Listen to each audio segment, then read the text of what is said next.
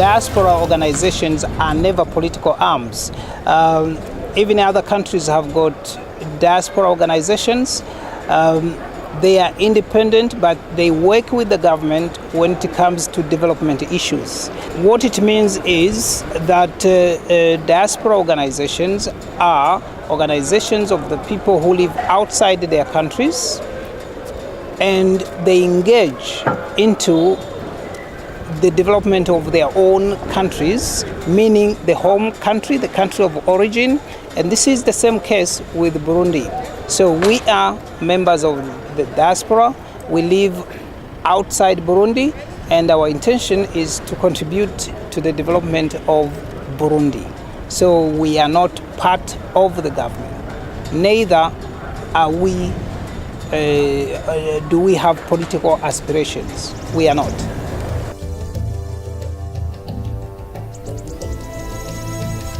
We have a few issues, like many other diaspora organizations. One of them is that not all of us understand the agenda behind diaspora.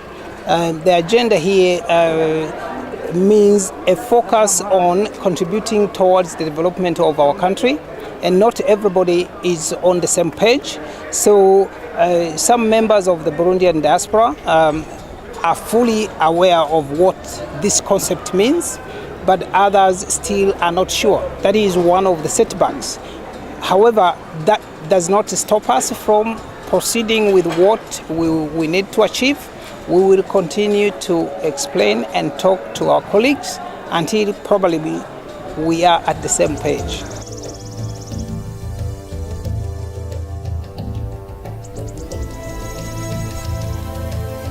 It is okay to be measured with other diaspora organizations like Morocco or Mali, like you have mentioned.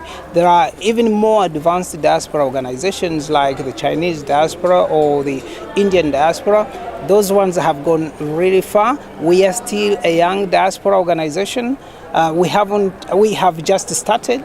2012 is when we exactly started our Burundian diaspora, or ADEBU. So we are just a couple of years into this business. And you will recall that in 2015, this is one of the setbacks that we had. We had some political instabilities in the country, here in Burundi, and that indeed touched us as well as members of the Burundian diaspora. So at the moment, I think the stability is there. And that is why we are here today. Because of the political stability, the security situation is much more stabilized. That is why we are able to hold a General Assembly, and also we have been able to participate in the Diaspora Week.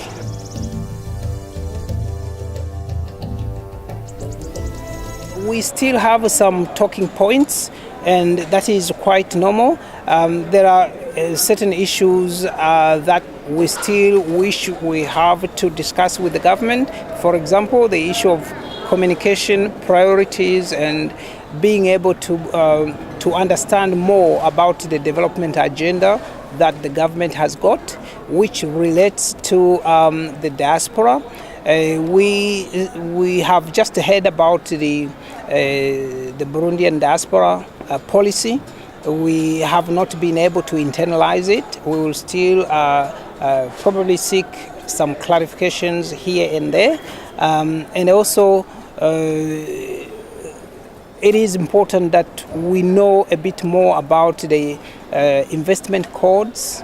We will be able to talk with API to be able to get the details about the investment regulations and the rules. There is also the OBR. This is a revenue authority in the country. There are still areas that probably our members of the Burundian diaspora, through their leadership who are ourselves, will be able to clarify certain issues for both our benefit and the benefit of the concerned departments.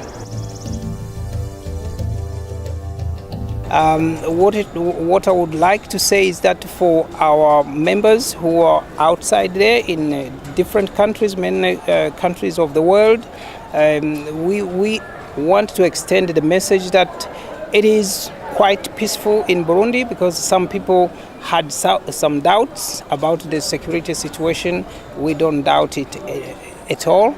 And secondly, we will be able to reach them by way of amassing them, being able to mobilize them a bit more to understand the concepts and the content of the whole issue of diaspora. So this is a message. It is important that Burundi, it is important that they understand that this country, like many other countries, have been developed by their own people. We, as diaspora, are a force to reckon with. We shouldn't be waiting to get some aids and donations and whatever from international aid agencies and in other countries. We can do something, provided that we have our country on our heart.